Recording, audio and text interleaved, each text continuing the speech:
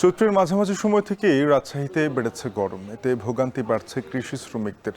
ঘন ঘন লোডশেডিং এর কারণে তীব্র হচ্ছে সেচ সমস্যাও। এ নিয়ে জানাতে রাজশাহীর পবা থেকে যুক্ত হচ্ছেন রাকিবুল হাসান। রাকিবুল, জানাবেন গরমের সাথে লোডশেডিং এর ভোগান্তি কতটা বেড়েছে, সেচ দেওয়ার বিষয়ে কৃষকরা কি বলছেন?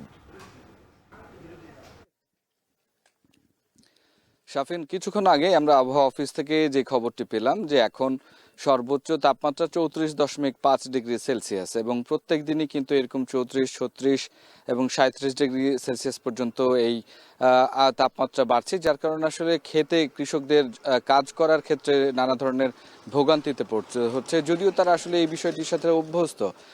তারপরেও আমরা আসলে দেখেছি রাজশাহীর 9টি উপজেলার বেশ কিছু জায়গায়, বিশেষ করে তানোর এবং গোদাগাড়ি এলাকায়, সেখানে লোডশেডিং এর সংখ্যা বেড়েছে এবং দিনে প্রায় 5 থেকে 6 ঘন্টা লোডশেডিং থাকছে এবং এর ফলে বোরোর যে আবাদ শুরু হয়েছে, রাজশাহী জেলাতে 68,000 হেক্টর জমিতে বোরোর আবাদ হচ্ছে। এখানে সেচের যে প্রয়োজন, সেক্ষেত্রে আসলে খানিকটা ব্যাঘাত ঘটছে এবং পুরো অঞ্চল জুড়ে যে 3,65,000 হেক্টর জমিতে বোরোর আবাদ করা হয়েছে, সেক্ষেত্রে এখন কোনো কোনো জায়গায় আসলে ধান গুচ্ছ হয়ে বড় হয়েছে, কোনো জায়গায় শীষ ফুটেছে এবং আমরা এখন পবাতে আছি।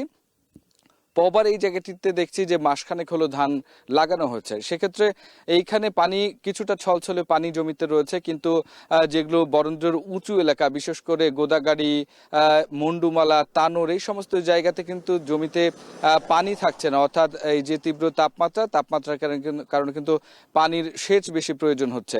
এক্ষেত্রে আবার বরেন্দ্র উন্নয়ন কর্তৃপক্ষ তাদের যে নতুন সেচ পরিকল্পনা করেছে, 1 বিঘাতে 4 ঘন্টার বেশি আসলে পাম্প তারা চালাবেন না। সেক্ষেত্রে পানি যখন দ্রুত শুকিয়ে যাচ্ছে তখন কৃষকরা আসলে সমস্যায় পড়ছেন এবং পানি নিতে গিয়ে যখন লোডশেডিং থাকছে তখন কিন্তু আসলে পানি তারা পর্যাপ্ত নিতে পারছেন না।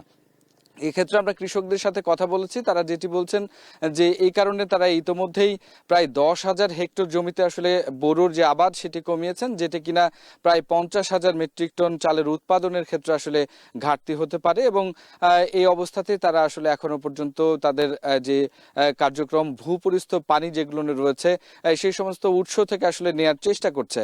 তো শাফিন, এই অবস্থাতে কৃষকরা এই ধরনের সমস্যায় পড়েছেন যে তাদের যে পরিমাণ আসলে সেচ প্রয়োজন, লোডশেডিং এর কারণে এখন পর্যন্ত তারা ভোগান্তিতে পড়েছেন, ভাবছেন আগামী মাসগুলো নিয়ে কি হবে। তো শাফিন, এই ছিল আমার কাছে রাজশাহী থেকে সর্বশেষ খবর। রাকিবুল হাসান যুক্ত হয়েছিলেন রাজশাহীর পবা থেকে।